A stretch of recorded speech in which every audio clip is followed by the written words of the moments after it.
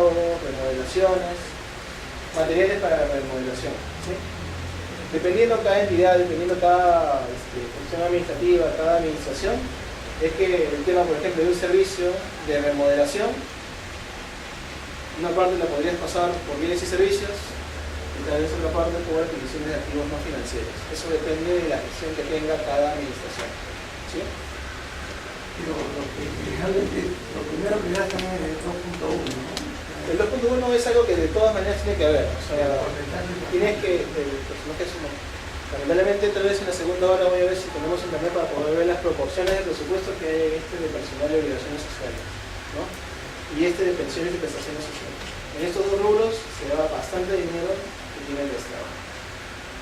Si bien estos dos son los únicos que están relacionados con personal, dentro de bienes y servicios está el famoso CAS, son las contrataciones administrativas de servicios, que son personal que se podría decir prestan servicios a la entidad,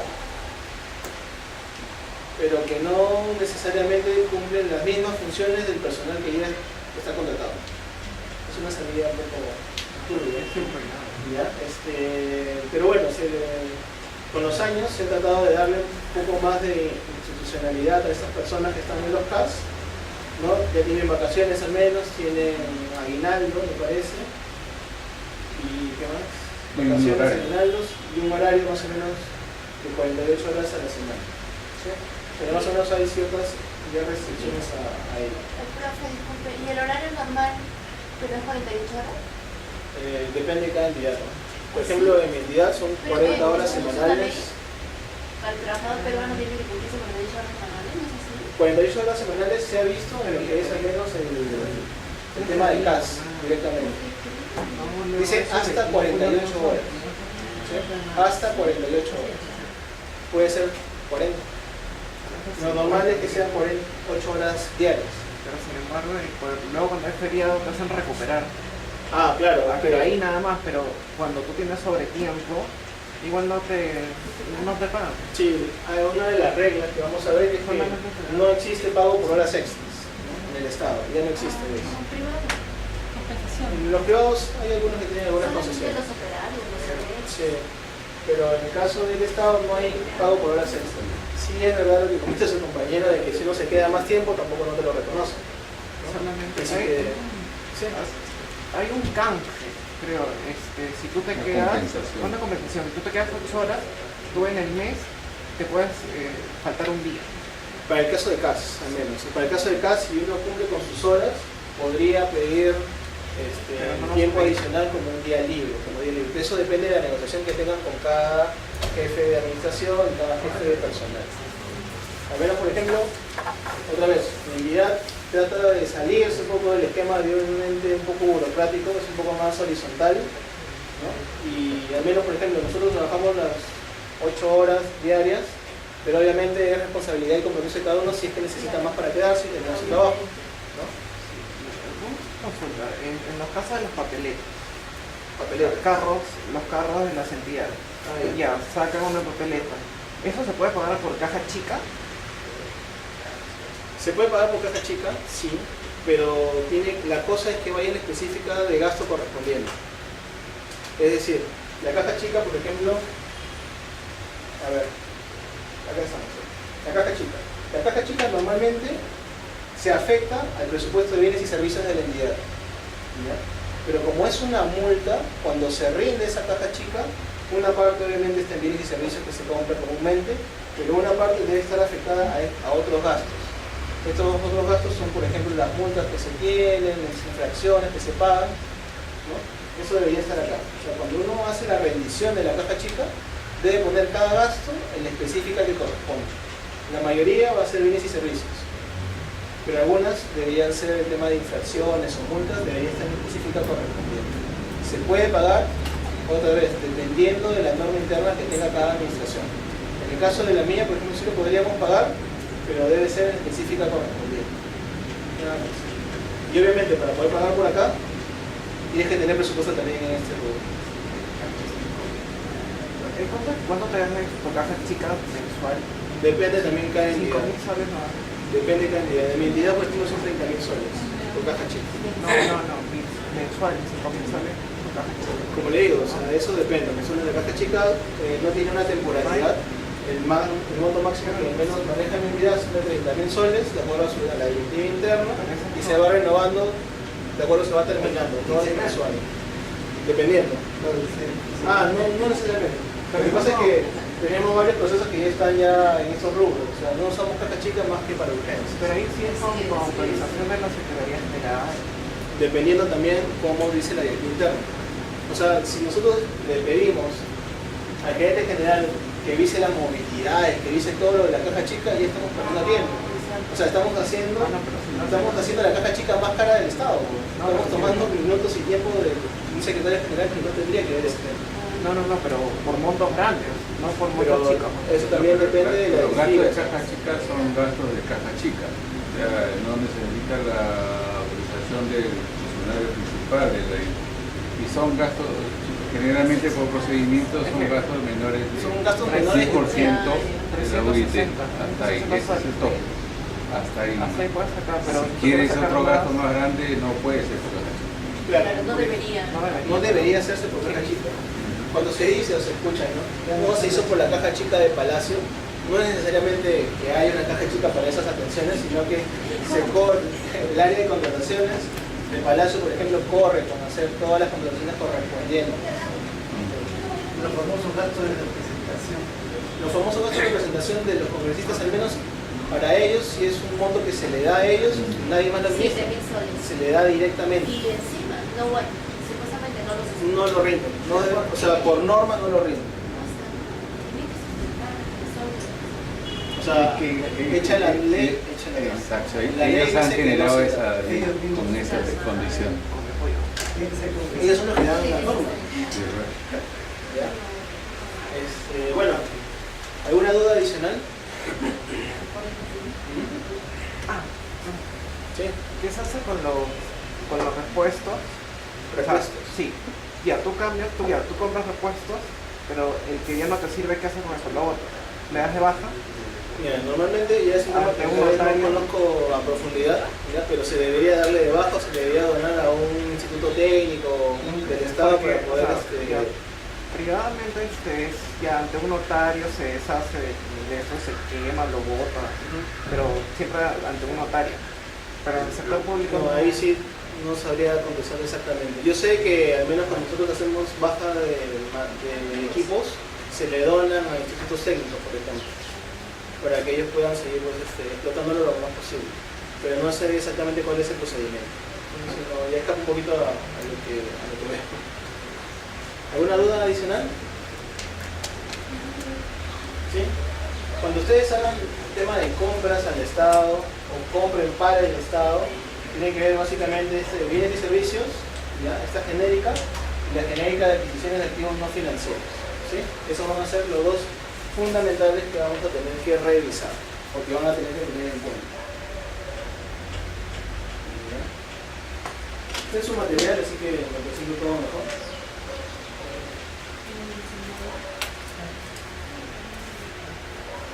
¿Okay? Estas son las fases del proceso presupuestario. ¿Sí? En la programación, básicamente vamos a revisar y establecer los objetivos institucionales, se proponen las metas, se determina la demanda global de gasto y se estiman los ingresos, ¿no? ¿A qué se parece esta fase de programación? Estamos hablando ya de presupuesto, ¿no? ¿Pero a qué se parece? De lo que hemos visto anteriormente. Un poco al POI, ¿verdad?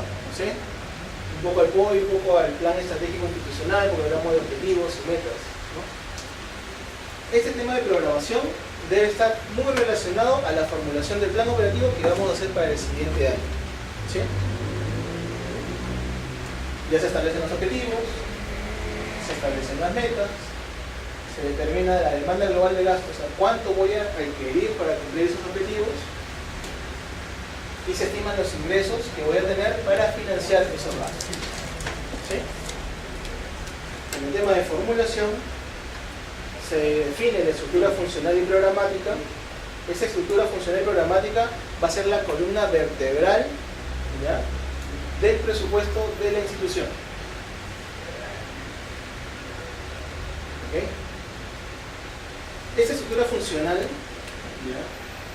Normalmente va a estar relacionada, y es una costumbre y es una facilidad para los que hacemos presupuesto, de que esté relacionada a los centros de costo, es decir, que esté relacionada a las oficinas o a las unidades, ¿no?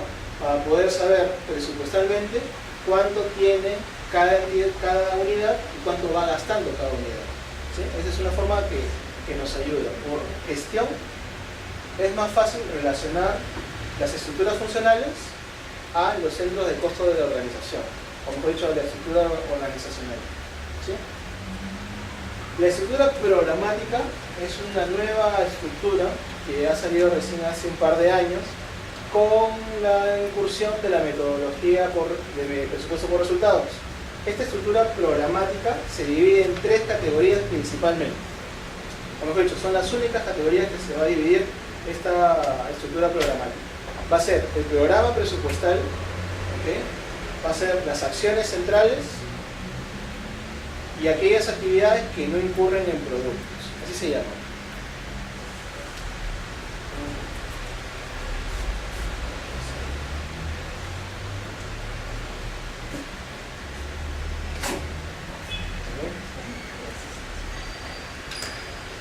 Además, en esta etapa de formulación ya aterrizamos las actividades que vamos a hacer y vamos desagregando la demanda global de gasto.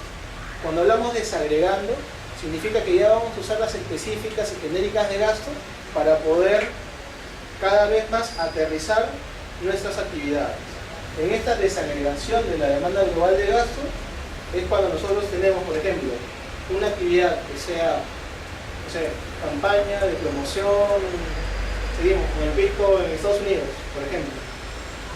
Yo voy a ir desagregando qué rubro es el que voy a necesitar para eso. Tal vez necesito viajes, viáticos, tal vez necesito pasajes, tal vez necesito contratar a una consultoría, tal vez necesito contratar a un medio publicitario, tal vez necesito alquilar un salón, tal vez necesito alquilar ciertos equipos de audiovisuales, ¿no? Cuando hago esa desagregación, ¿ya?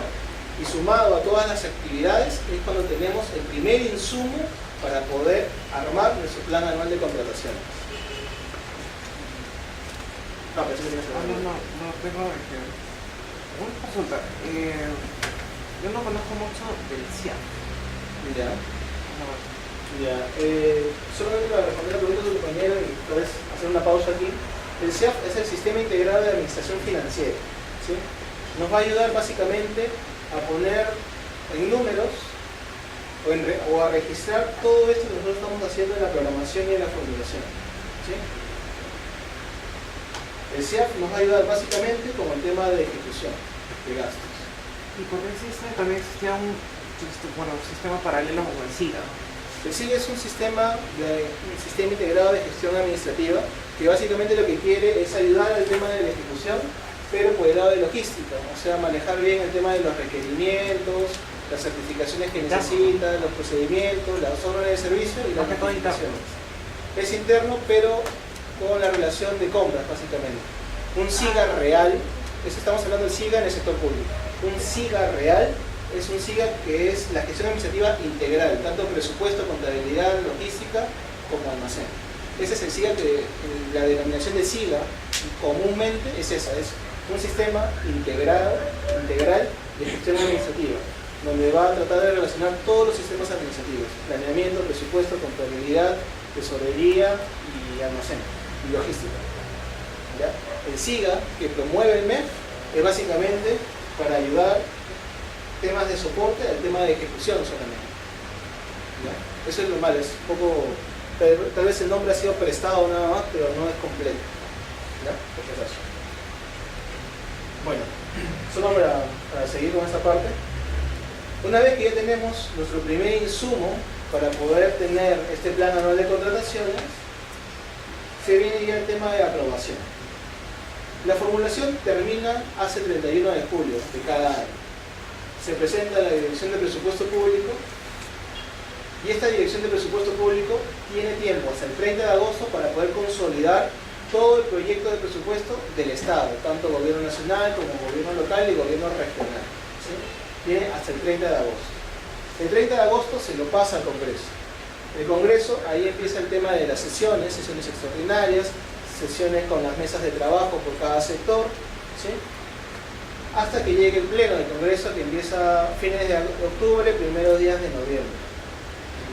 En esos plenos de Congreso lo que se busca es comentar el proyecto de ley de presupuesto, saber cuánto va a ser los montos distribuidos por cada sector, por cada pliego presupuestario, y más o menos ir pidiendo qué resultados se van a lograr, ¿sí? Ese es en el ideal, ¿ya? El ideal debería funcionar así. Si yo tengo un sector que me está pidiendo 30 millones, ¿en qué vas a gastar esos 30 millones? Si tú tienes un sector o un pliego que va a gastar 150, ver en qué cosa, o sea, qué impacto va a generar estos 150. Ese es lo ideal. Lo real es que en verdad es una vergüenza la aprobación del presupuesto en el Congreso. Es una vergüenza, ¿ya? Estamos en el pleno del Congreso, la mesa directiva o la mesa encargada de la aprobación de la ley de presupuesto empieza a comentar. Todos los congresistas, si es que están distraídos obviamente, cada uno está haciendo cosas más importantes seguramente, lo veremos todos, y nadie escucha lo que es la ley de presupuesto, ¿no? Cuando se da. Pero hay un momento en que empiezan a reclamar, ¿no? Cada uno tiene minutos de participación. Esos minutos de participación no son porque ellos creen tener alguna duda con respecto al presupuesto, sino que al costado hay varias salas continuas al hemiciclo, donde están todos los asesores, todos los jefes de planeamiento, todos los jefes de oficina, todos los gerentes generales, todos los directores ejecutivos, que empiezan a pasar papelitos. Empiezan a pasar, yo quiero una demanda de tanto porque quiero hacer tanto, quiero una demanda de tanto, y cada uno de ellos tiene un representante que se lo envía a un congresista. Este congresista le llegó ese pedido y pide la palabra para poder pelear ese dinero. Cuando es de regiones es peor, porque ahora como los congresistas están elegidos por regiones, lo primero que hace cada uno es pedir para su región, ¿no? O sea, la verdad es, no sé cómo llega a terminar en una ley, pero de verdad sí es una vergüenza, y tal vez sea uno de los procesos más caros que hay, porque están las principales figuras de cada organismo están en el Congreso en ese momento tratando de hacer su lobby, ¿no? El lobby no lo veamos como algo malo, ¿no? Necesariamente. En varias partes del mundo el lobby se realiza básicamente para poder gestionar de manera tal vez amical o no, poder presentar algunos proyectos. El lobby acá tal vez está mal ligado con la corrupción. Está mal ligado con la corrupción, que no debería ser, ¿ya? Pero la forma de hacer eso en el Congreso, cuando se supone que tú ya has hecho un presupuesto, un proyecto de presupuesto más o menos consensuado, de pronto, antes de la aprobación, estás pidiendo dinero que no sabes en qué se va a gastar, ¿ya? Eso es un poco lo complicado y lo gracioso. Pero a todo esto, entonces, ¿por qué un congresista debe tener una instrucción mínima que va a aprobar? Pero no hay nada. Bueno, Todo parte de ahí. estamos de acuerdo, pero lamentablemente al menos las reglas del Estado es que se elige por mayoría de la población, de acuerdo a la ley, ¿no? O sea, si hubiese el requisito de que el congresista mínimamente debería conocer algo de gestión pública, ¿no? Yo creo que ayudaría bastante, pero eso no es al menos un requisito actual, es un ideal que nosotros queremos, ¿no? Es un requisito que nosotros como sociedad deberíamos proponer tal vez, pero al mismo tiempo uno dice, debemos exigir eso, y otras personas pueden decir, no, pero eso no es democrático, ¿no? O sea, ahí la democracia con la tecnocracia chocan, y lamentablemente el que no gana es el país, ¿no? O sea, tenemos esas mismas taras. Bueno, eso es para comentarles lo frustrante que es estar en ese tipo de aprobaciones. Pero ya, cuando nosotros ya aprobamos esta ley de presupuesto, se da la ley de presupuesto a nivel general, ¿no? Y ya tenemos nuestro punto de partida para poder gastar, ¿okay? Eso se da a nivel institucional, con la aprobación de la ley por el Congreso, ¿sí? Dentro de cada una de las entidades, nosotros vamos a aprobar lo que es el presupuesto institucional de apertura, el famoso PIA. Con el PIA ya vamos a poder empezar a hacer todo el tema de gastos.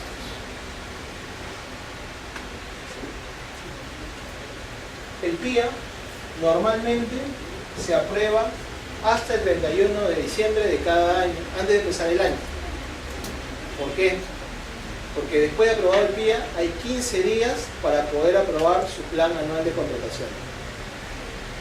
Si la gente de presupuesto es un poco pegada a la letra, sale la ley de presupuesto y a la semana saca la resolución de presupuesto institucional de apertura, por ejemplo el 15 de diciembre, le obligas a la oficina de logística que apruebe su plan anual de contrataciones el 31 de diciembre de ese año.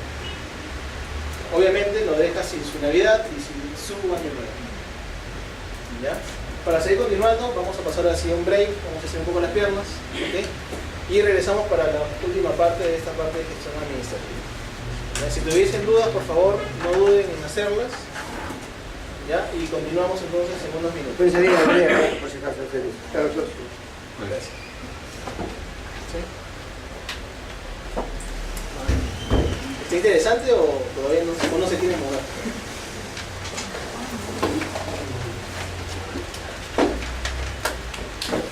Más bien el amigo voluntario se quedó por ahí. Todavía está por ahí.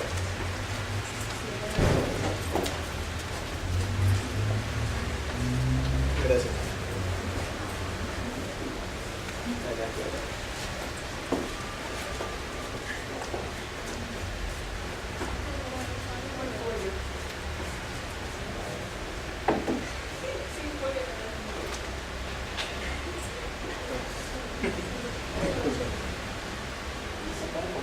Por supuesto.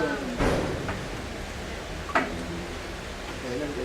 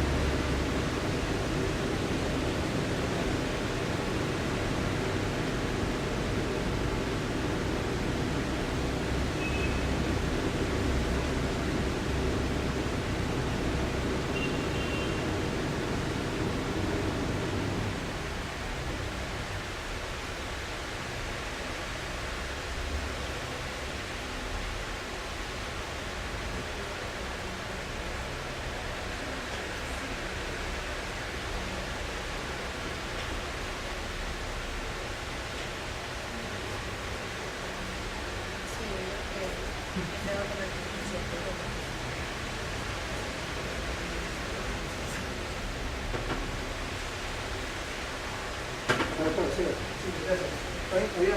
Sí.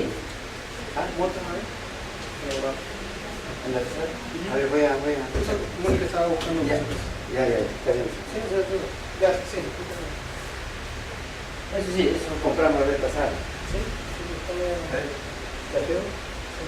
Ya, está mal.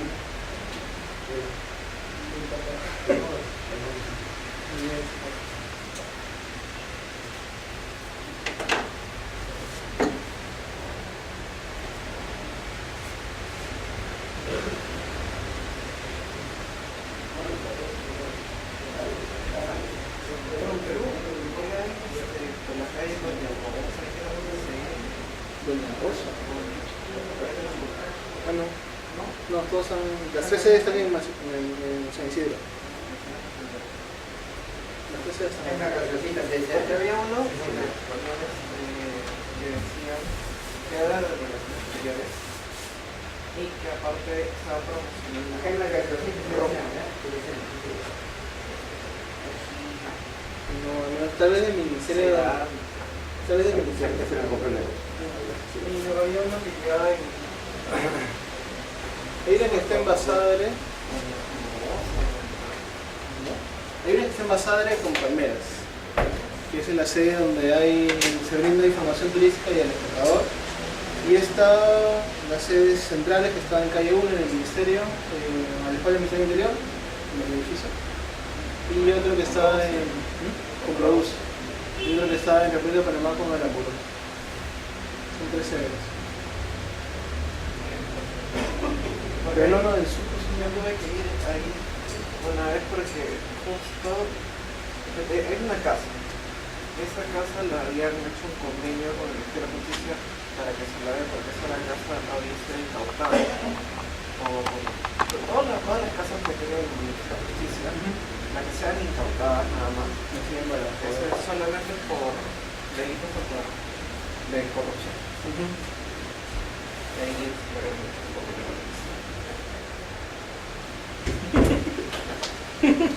hasta ahora.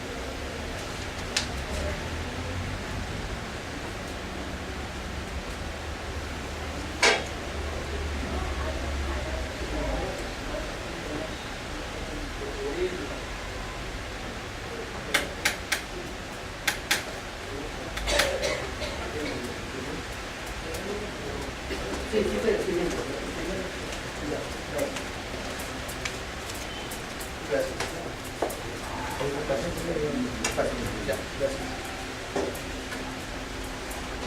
Yo creo que ha sido un break muy corto, pero hay varios temas que tenemos que terminar y se nos hace corta la hora.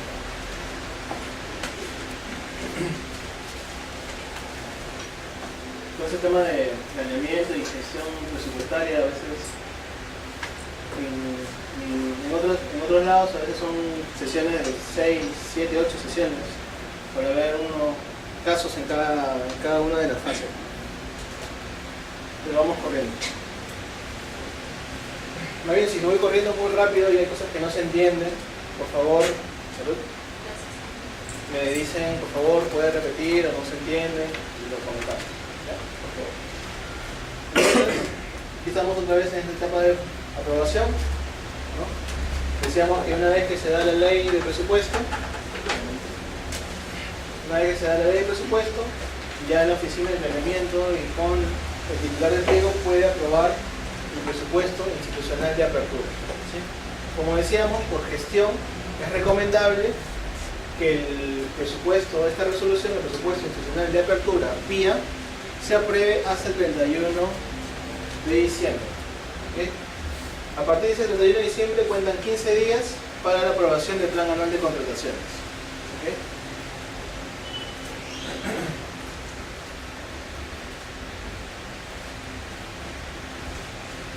Ya después viene la fase de ejecución, es la fase más larga, va de enero a diciembre del año. Básicamente se concreta el flujo de ingresos y egresos y es donde entra todo el tema de contrataciones básicamente. Vamos a revisar cada uno en un par de minutos. Y luego termina con una etapa de evaluación, ¿no? Donde se determinan los resultados de la gestión de acuerdo al presupuesto que se ha asignado. ¿Sí? La mayoría básicamente se relaciona con este tema de ejecución, ¿no? Con el tema de compras, ¿no? Que es el interés básicamente también del diplomado. Un pequeño diagrama para poder ubicarnos.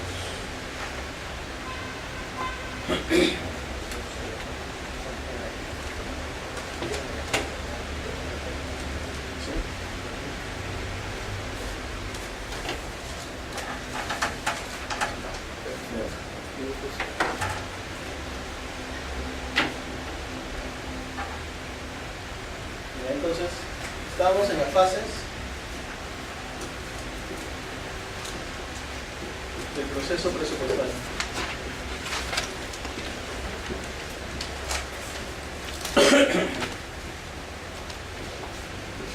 ¿Sí? ¿Cuál era la primera fase? Programación.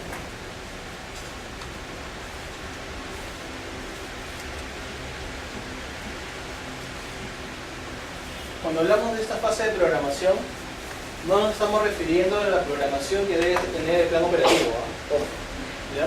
Si bien esta parte es un poco más teórica, este nombre de programación está tomando tal vez un nombre un poco ambiguo. ¿Okay? Esta programación no es la misma de la que hemos hablado en el plan operativo. ¿Sí? Cuando hablamos de programación normalmente nos referimos a un tema en el tiempo, una mensualización tal vez, ¿no? Un cronograma de trabajo. Eso entendemos por programación. Para el caso del proceso presupuestario, en la programación vemos la revisión de las prioridades, ¿verdad?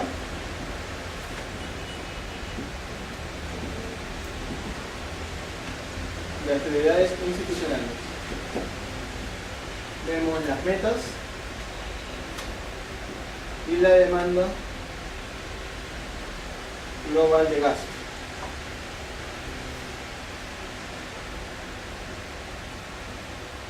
Y la estimación de los ingresos. ¿Sí? Básicamente, esas son las cosas que debemos hacer en esta etapa de programación. ¿Sí? ¿Todos de acuerdo ahí? Eso es básicamente, eso es lo fundamental. ¿Cuál es la siguiente fase?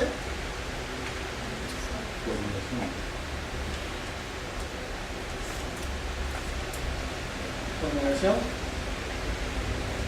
¿Qué vemos en formulación? Ya lo habíamos comentado.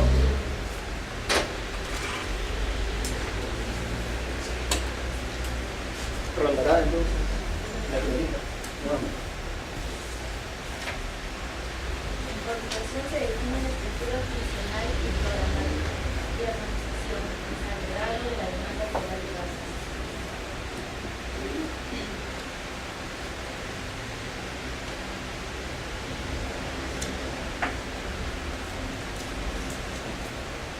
¿Sí? Veamos la estructura funcional, la estructura programática y el desagregado de gastos. ¿Sí?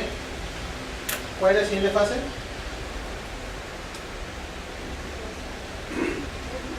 Y no pasa a ser la teoría. Aprobación. Aprobación por ley del Congreso y del Gobierno. Presupuesto institucional de República. Entonces, en esta aprobación, como decíamos, tenemos dos niveles de aprobación. Uno que es a nivel del sector público y uno que es institucional.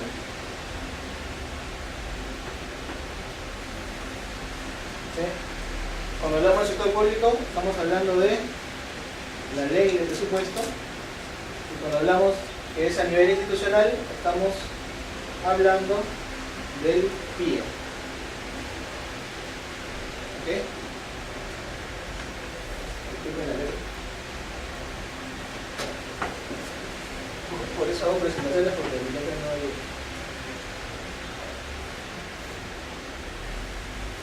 ¿Sí? PIE.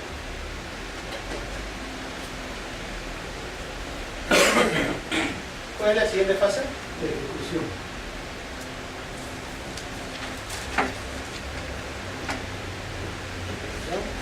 Se determina el flujo de ingresos y egresos. ¿Ok? ¿Cuál es la siguiente fase?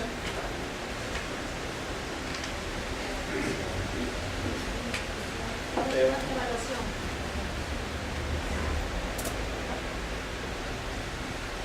¿Qué vemos aquí? Aquí se determinan los resultados de la gestión. Los resultados.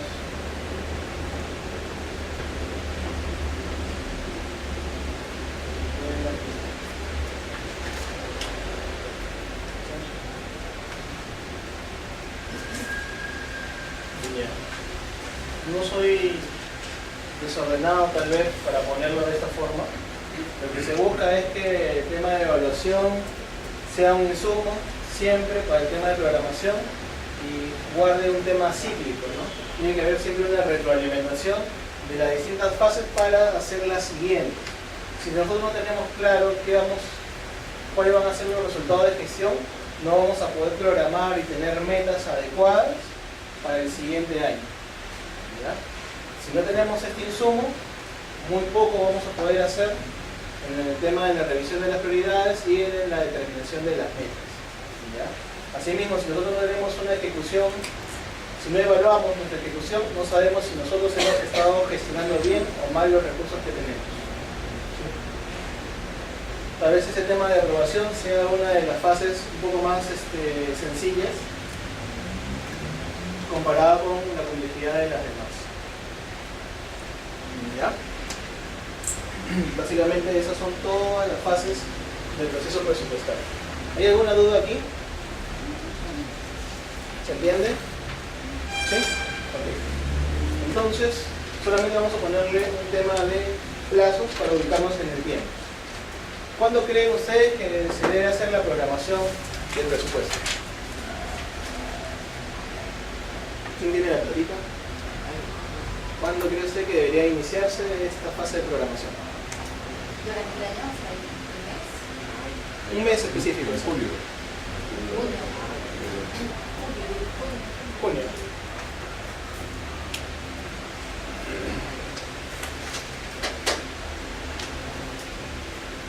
Mes de junio. ¿Sí? La etapa de formulación.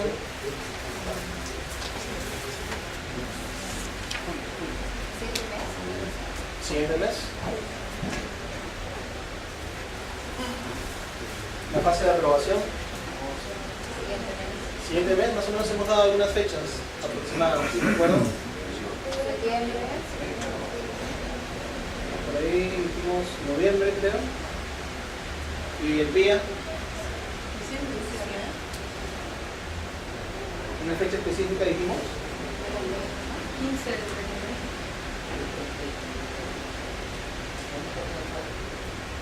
Cuando hablamos de la fase de ejecución, ¿cuáles son las fechas? Todo el año. Todo el año. Ya, esta es la etapa más larga, como comentábamos, va de enero hasta diciembre. ¿Okay? La fase de evaluación, ¿cuándo creen que se da? Nuestra voluntaria.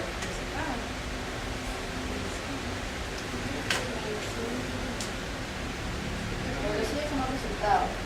Ajá. Diciembre. Ya. ¿Crees que se debe dar tal vez trimestral, semestral? Trimestral.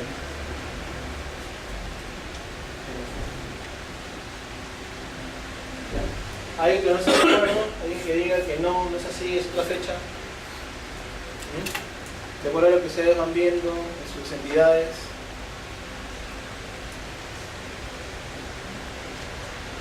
A ver si podría pasar la pelotita a alguien más para otro voluntario. Completamente voluntario, claro.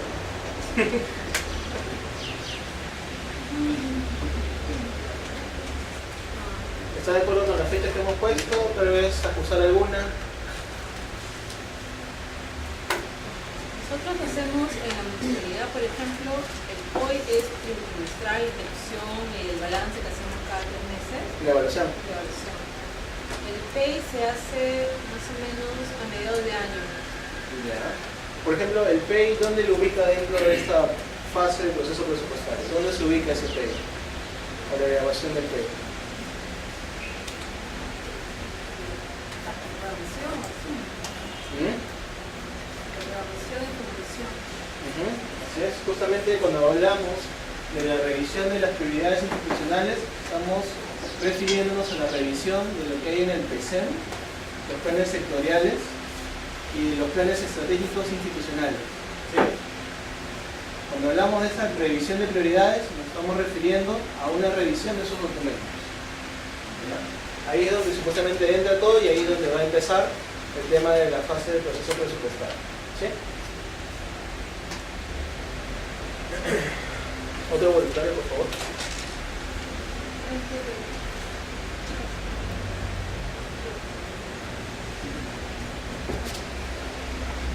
¿Crees que está bien? ¿Hay alguna duda? ¿Hay que hacer algún ajuste tal vez? ¿Las fechas están bien?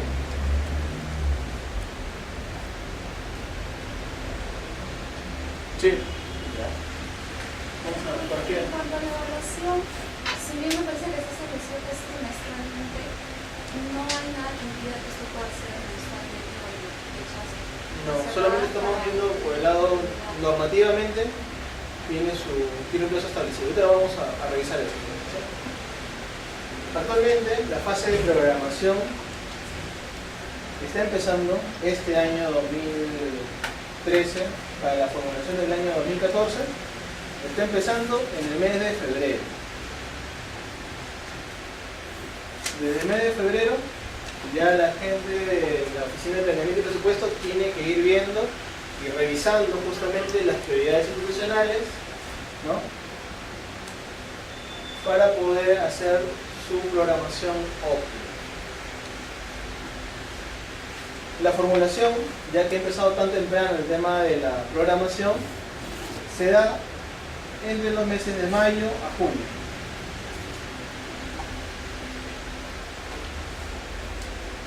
¿Okay?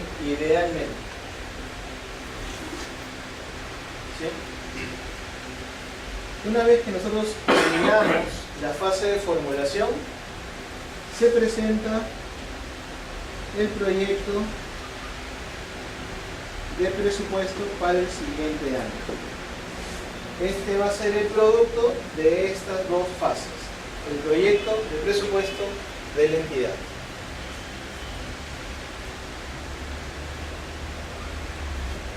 Como mencionábamos, una vez que ya hacemos el desagregado de gastos, ¿no? ¿Qué teníamos con este desagregado de gastos? Nuestro voluntario. Ajá, no está ahí. ¿No? Con el desagregado de gastos, ¿qué teníamos? acuerdan? ¿Alguien más se acuerda? Establece la idea de clasificadores de gastos. Exactamente.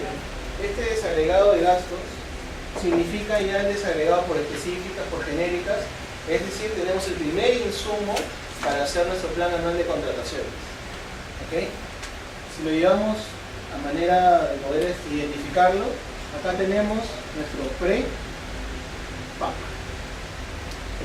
¿Ya? Va a ser la primera información, el primer insumo que vamos a tener para poder elaborar nuestro plan anual de contrataciones.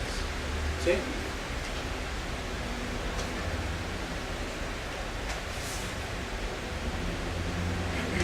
Si bien es cierto, desde esta fase de formulación, ¿no?, de junio que termina casi con la presentación del proyecto de presupuesto, hasta que se aprueba, que es casi en noviembre y diciembre, pasan casi 6, 5 meses, 4 meses.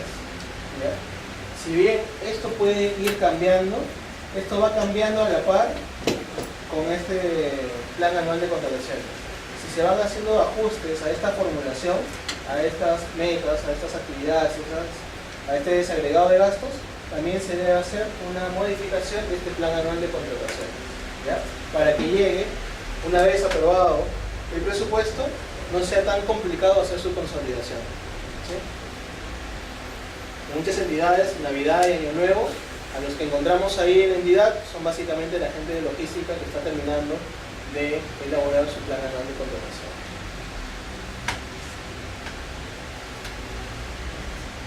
Como les comentábamos, el tema de aprobación a nivel sector público sí se da más o menos en noviembre, finales de noviembre o primeros días de diciembre, y el PIER se recomienda que sea hasta el 31 de diciembre del año. La ejecución, no tenemos dudas, va de enero a diciembre y se ven dos aspectos fundamentales. ¿Sí? Se ve el tema, la certificación de crédito presupuestario, el famoso CCP, que no es más que la disponibilidad presupuestaria.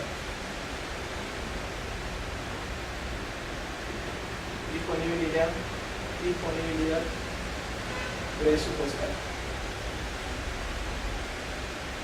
¿Okay? El otro punto fuerte que se ve en la etapa de ejecución son las modificaciones presupuestarias.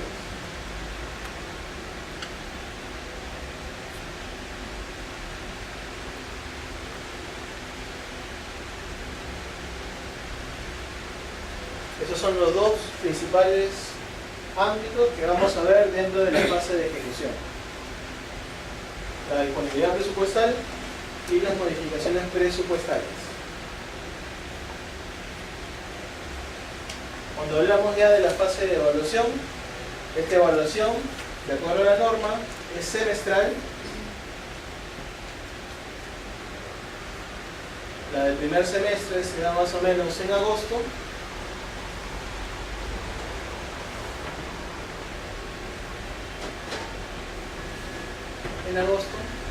Y la del segundo semestre se da en el mes de abril. Este sería el primer semestre, este sería el segundo semestre. ¿Sí? Justamente tenemos la evaluación del segundo semestre o el anual antes de empezar o ya empezando la fase de programación, que nos va a servir como insumo justamente para hacer y cumplir con estas fases. ¿Sí? Así es como se organiza el tema del presupuesto dentro del Estado, ¿no? ¿Alguna duda? ¿Dudas?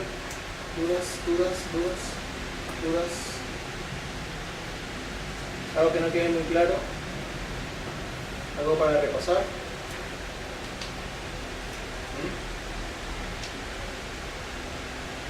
Veo caras escépticas, así que deben haber dudas. ¿Alguna duda? ¿Todo bien? ¿Todo bien, verdad? Ese se tiene disponibilidad presupuestal desde enero a diciembre. Las licitaciones empiezan 3 meses después ¿Las licitaciones? de empezado el año. Sí, claro. A eso es lo que no